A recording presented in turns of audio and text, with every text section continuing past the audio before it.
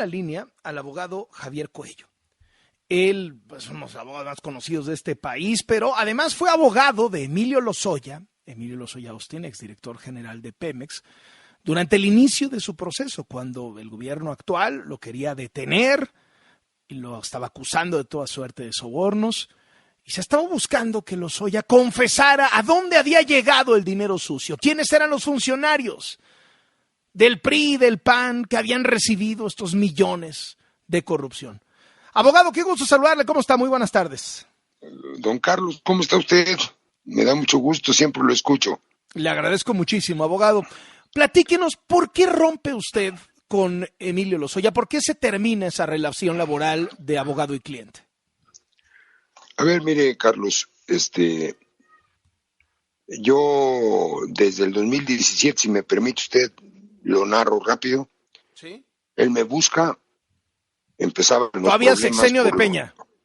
Todavía sexenio de Peña. Empezaban los problemas con Odebrecht, lo que los brasileños declararon, que 10.5 millones, que entonces todavía no aparecía agronitrogenados. Entonces empezamos a checar, me trae todas las cosas, me explica todo y surge lo del delito electoral. Comparecemos ante la FEPADE y logramos el no ejercicio de la acción penal porque el asunto estaba prescrito. ¿Qué pasa? De repente, en mayo del 2019, un juez libra órdenes de aprehensión en contra de Emilio Lozoya Austin, Gilda, hermana de Emilio, sí, y Ancira por el asunto de agronitrogenados. Empiezo a preparar la defensa, presento los amparos y obviamente, Carlos, tapo a mis clientes. Es mi obligación, ¿no? ¿Tapo? Sí, o sea, los escondo. Ah, ok. Los escondo. Es que, perdón, estoy hablando en un léxico. Sí, en el argot. Sí, perdón. Sí. Ajá. Entonces. ¿Dónde los tapó? A ver, no lo debo decir, pero lo voy a decir. Uh-huh. A la hermana de Lozoya la tuve 9 meses en mi casa. ¿En la Ciudad jugando de México? Con mis nietos. Sí, señor. Uh-huh. Y a Emilio lo tuve en Málaga más de 1 año y medio o más. ¿En casa de quién? De un cuate de él. ¿Quién era? De un cuate de él. Pues no me acuerdo. La verdad no me acuerdo, nunca me dijo, pero era muy cuate de él.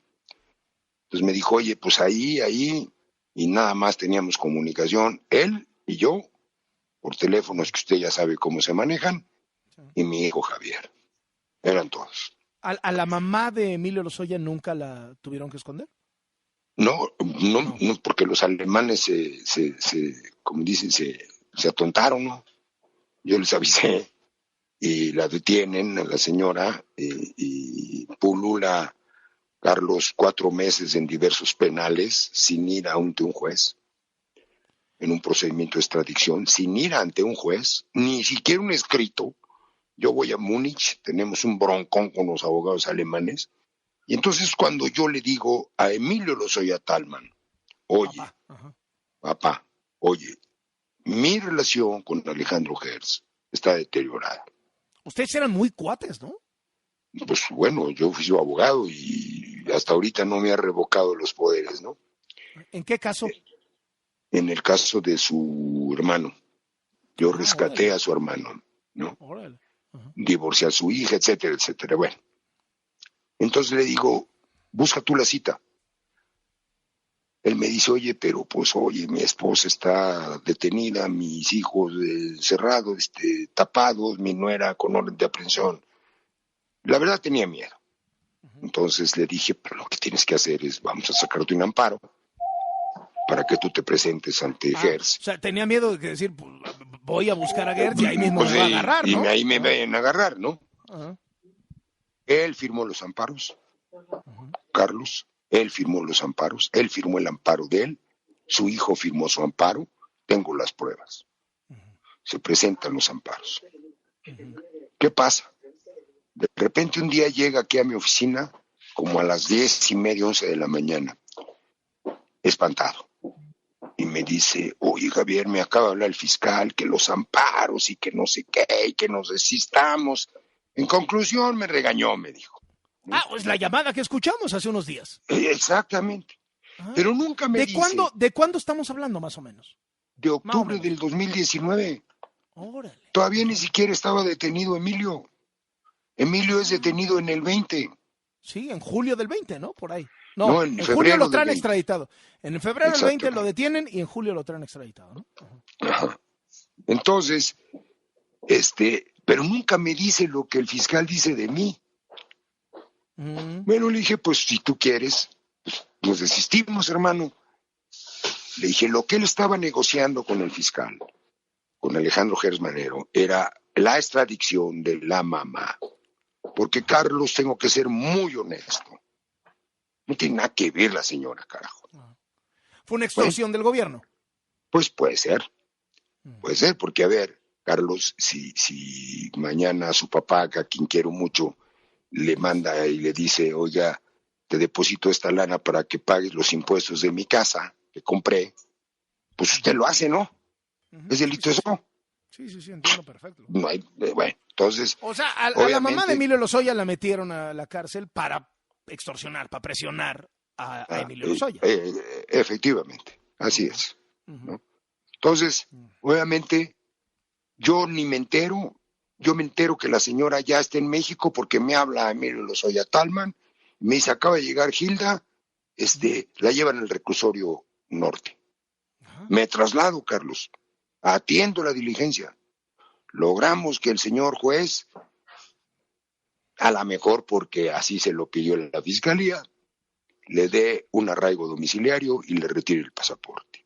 Todo iba perfecto. Yo teniendo a su hija a buen resguardo, ¿sí? Jugando con mis nietos. El chiste es que pasa de repente en febrero, a principios de febrero, detienen a Emilio en Málaga. Entonces, yo voy a Málaga con Javier, mi hijo, y Emilio no quiere ver a su papá. Le dije, ¿pero por qué, Emilio? No lo quiero ver. Él me entregó. Le dije, no puede ser, Emilio, tienes que ver a tu papá. Ahí es donde él me dice que está haciendo que quieren que declare, que si los azules, que si los verdes. Le dije, a ver, Emilio. Los azules entendido como los panistas y los Así verdes es. entendido como los del Partido Verde. No, ¿O los del PRI? Del PRI. Entonces, le dije, ¿tienes pruebas? Si tienes una prueba, dámela y yo la presento. No, me dijo. No tengo pruebas. No tengo pruebas claras, me dijo. No. Pues no lo hagas, Emilio. Desde febrero. Benditos a Dios, Carlos. Yo salgo de España y al otro día se cierra España por el COVID. Imagínense nada más qué friego hubiera yo llevado. A partir de ese momento pierdo contacto yo con don Emilio Lozoya Talman. No me vuelve a buscar, no me vuelve a ver. De repente un día me dice, me llevo a mi hija, se lleva a su hija. ¿Sí? ¿Qué pasa? Yo me encierro por el COVID, ¿no? Claro. Ya estoy viejo, Carlos, me encierro. Y todas las llamadas eran al penal entre Emilio Lozoya Austin y yo, con mi hijo, insistiéndome en lo mismo. Hasta que un día me habla. ¿En qué insistía? En que quería declarar.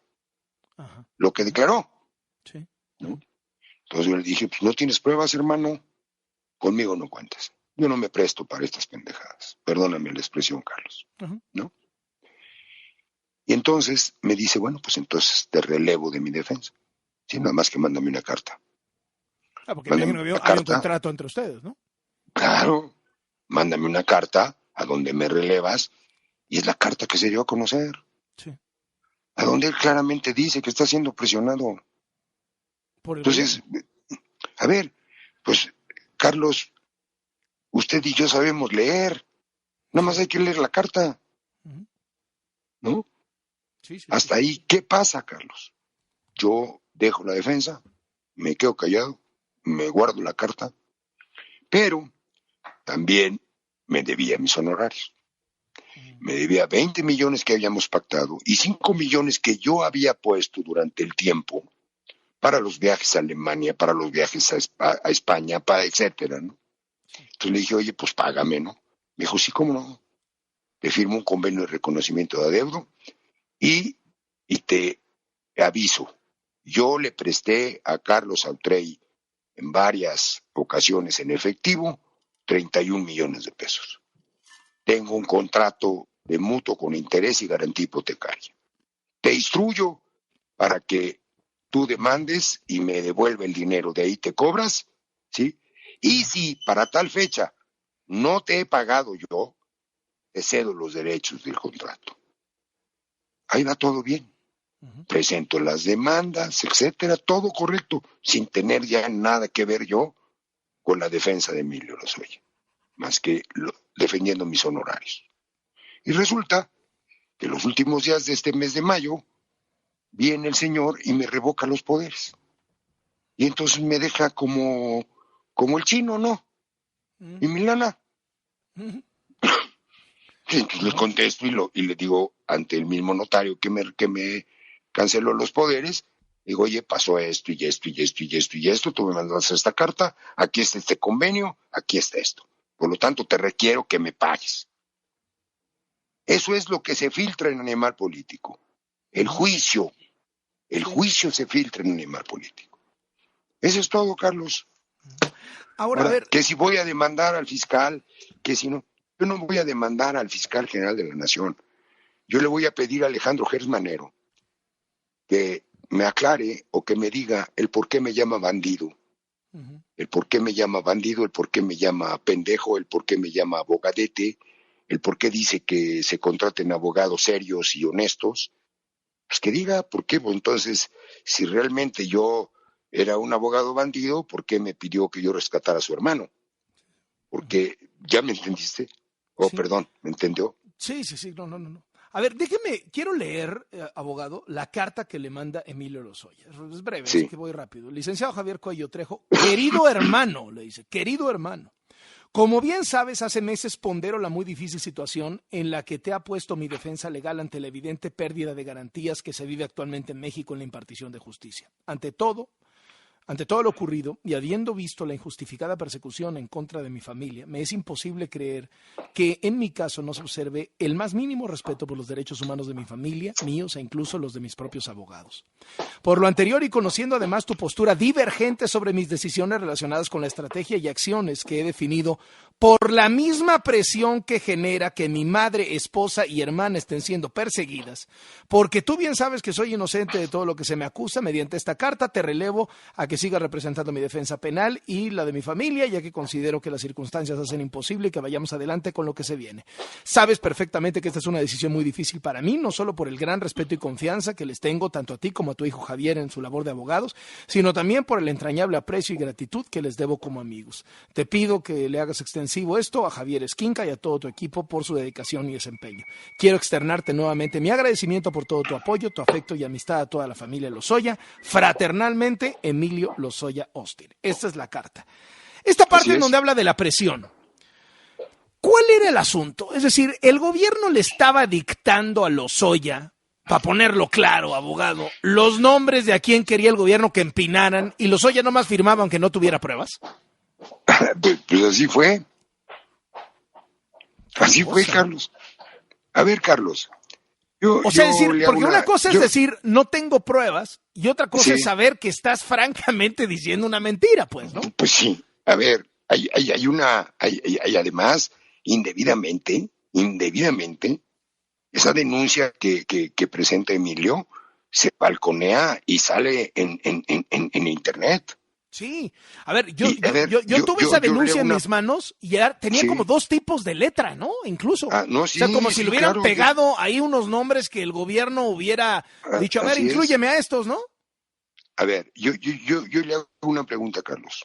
¿Usted cree que el presidente Calderón le dijo al presidente Peña, oye, ay, me deben una lana los de Vázquez, cóbraselas? Digo, con todo respeto. Sí, entiendo. Digo, con todo respeto. Yo le mandé 5,5 millones a Meade. Hombre, carajo, Meade, candidato, no salía ni en pijama, carajo.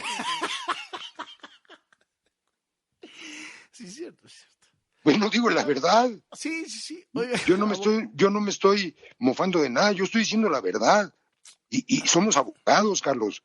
Hemos vivido. Lozoya, es decir, Emilio Lozoya Austin, ¿sabía que sus declaraciones eran mentira?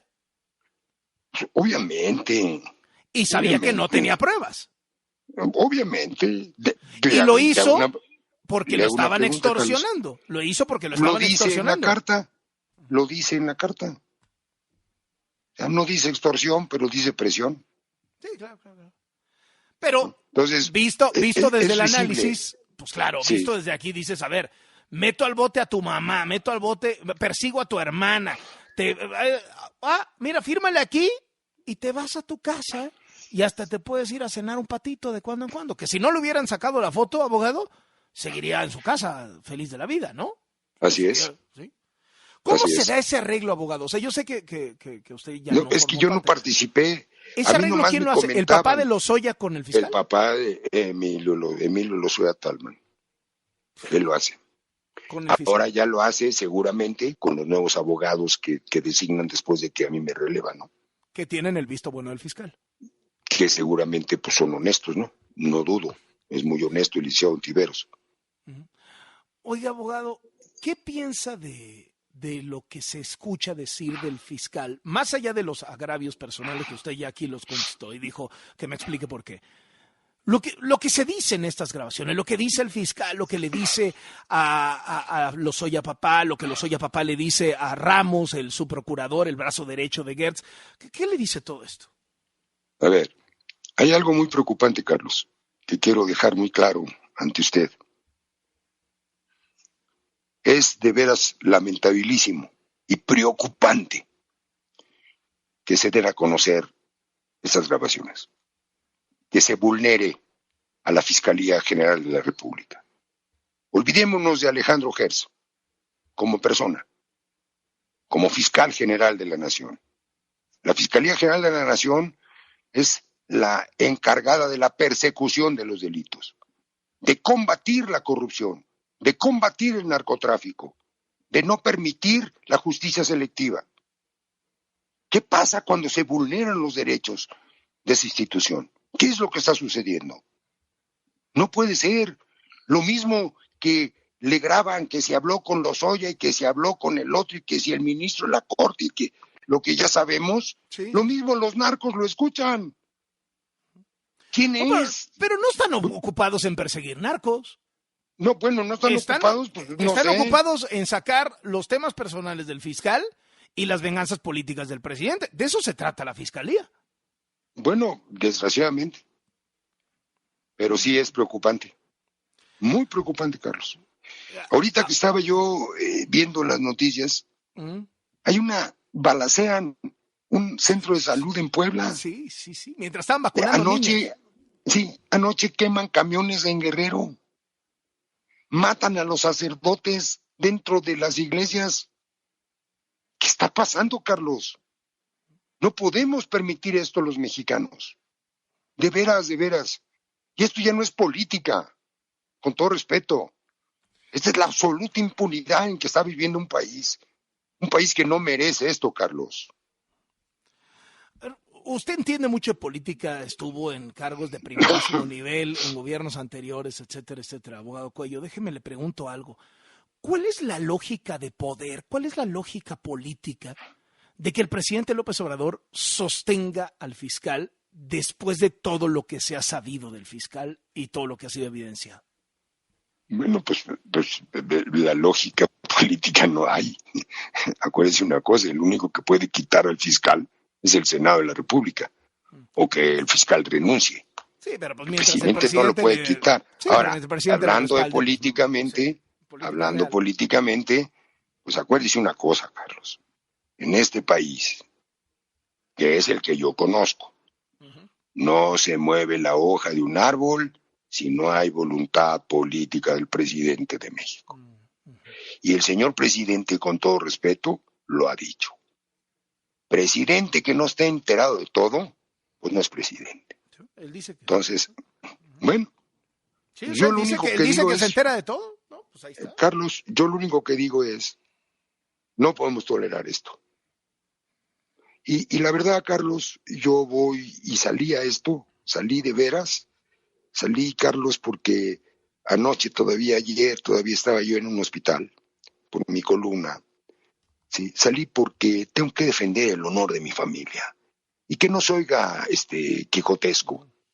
Lo único que yo voy a heredarles a mis hijos, que son 3 abogados, nietos abogados, ¿qué les voy a heredar? Les tengo que heredar un nombre, les tengo que heredar la valentía de que las cosas se enfrentan siempre con la verdad. A lo que cueste, Carlos, es lo que me gusta de usted. Usted ha dado cara, Carlos. Pues cómo no. Y acuérdese lo que le dije un día. ¿Se acuerda que le dije un día? Nosotros nos vamos a morir cuando Dios quiera, no cuando quiera un pendejo. ¿Sí me entendió? Sí, pues sí, claro que ya le entendí. Oiga, abogado, me están diciendo que el Senado, o sea, que el que remueve al fiscal es el presidente y el Senado solo puede objetar la remoción. Pues bueno. Entonces, pues en dado caso, más responsabilidad todavía, ¿no? Pues sí. A ver, yo no estoy pidiendo que se vaya el fiscal, digo, con todo respeto, yo litigo y mis litigios caminan y lo normal de este país, ¿no? Lo normal. La justicia es más lenta que la tortuga, ¿no? Pero, sencillamente yo no puedo permitir, como abogado y como mexicano, que se siga vulnerando la institución del Ministerio Público Federal. Abogado, le agradezco muchísimo estos minutos para W Radio. Muy buenas tardes. No, con mucho gusto, Carlos. Qué interesante lo que nos ha dicho hoy aquí en W. Gracias. Javier Coello, el primer abogado que tuvo Emilio Lozoya. Y qué cosas nos ha revelado el día de hoy en torno a